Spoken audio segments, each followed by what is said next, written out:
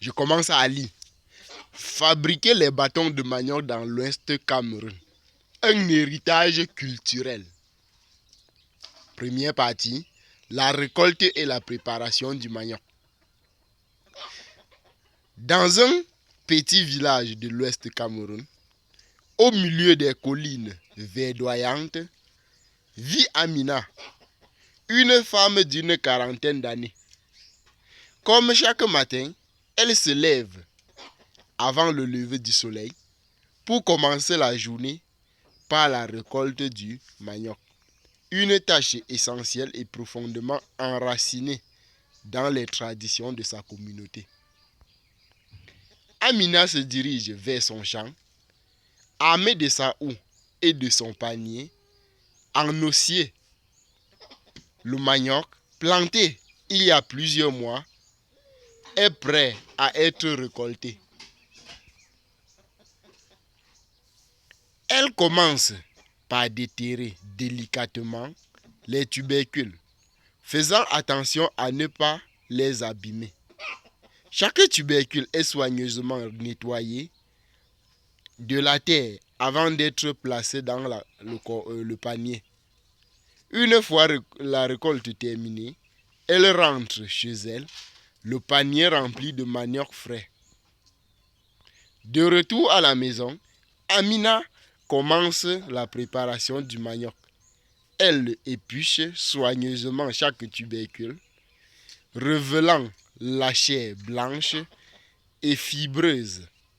Ensuite, elle les coupe en morceaux et les lave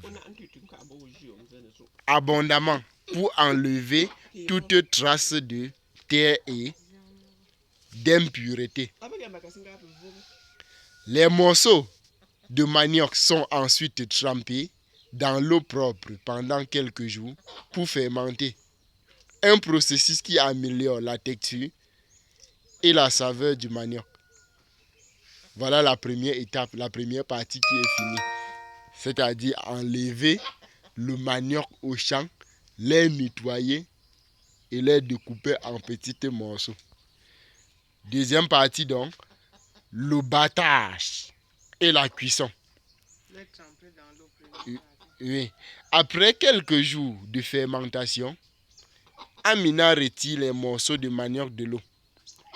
Elle les écrase ensuite à l'aide d'un mortier et d'un pilon en bois massif, une tâche physique mais essentielle pour obtenir la pâte de manioc nécessaire à la fabrication des bâtons de manioc.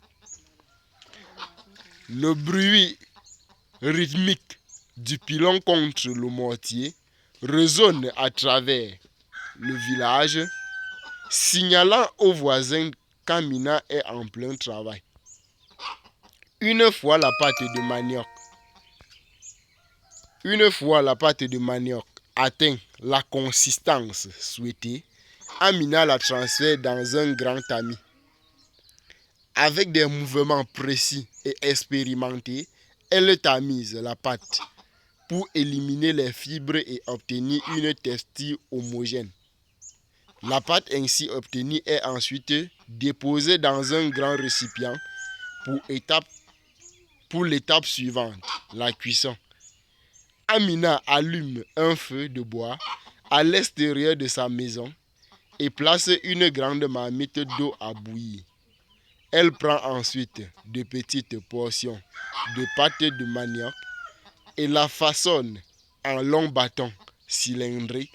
Chaque bâton est ensuite enveloppé dans les feuilles de bananier qui non seulement ajoutent une saveur subtile, mais permettent aussi de maintenir la forme des bâtons pendant la cuisson. Les bâtons de manioc enveloppés sont placés dans la marmite d'eau bouillante et cuits pendant plusieurs heures jusqu'à ce qu'ils deviennent fermes et prennent leur forme définitive. Troisième partie, le séchage et la conservation. Après la cuisson, les bâtons de manioc sont retirés de la marmite et soigneusement déballés des feuilles de bananier Amina les place ensuite sur les nattes en bambou pour les faire sécher au soleil. Ce processus de séchage est crucial pour la conservation des bâtons de manioc, leur permettant de durer plusieurs mois sans se détériorer. Pendant plusieurs jours, les bâtons de manioc sont retournés régulièrement pour assurer un séchage uniforme. Amina surveille attentivement ce processus, s'assurant que chaque bâton sèche correctement. Une fois séchés, les bâtons de manioc sont stockés dans des sacs en juste et placés dans un endroit frais et sec. Les bâtons de manioc ainsi fabriqués sont prêts à être consommés ou vendus sur les marchés locaux. Ils peuvent être réhydratés et cuits de différentes façons pour accompagner divers plats traditionnels. Pour Amina, la fabrication des bâtons de manioc n'est pas seulement un moyen de subsistance, mais aussi un moyen de préserver et de transmettre un savoir-faire ancestral. La fabrication des bâtons de manioc est un témoignage vibrant de la richesse culturelle et de la résilience des traditions dans l'Ouest Cameroun. Grâce à des femmes comme Amina, ce patrimoine culinaire continue de prospérer et d'enrichir la communauté génération après génération. Voici donc la fin de cet épisode.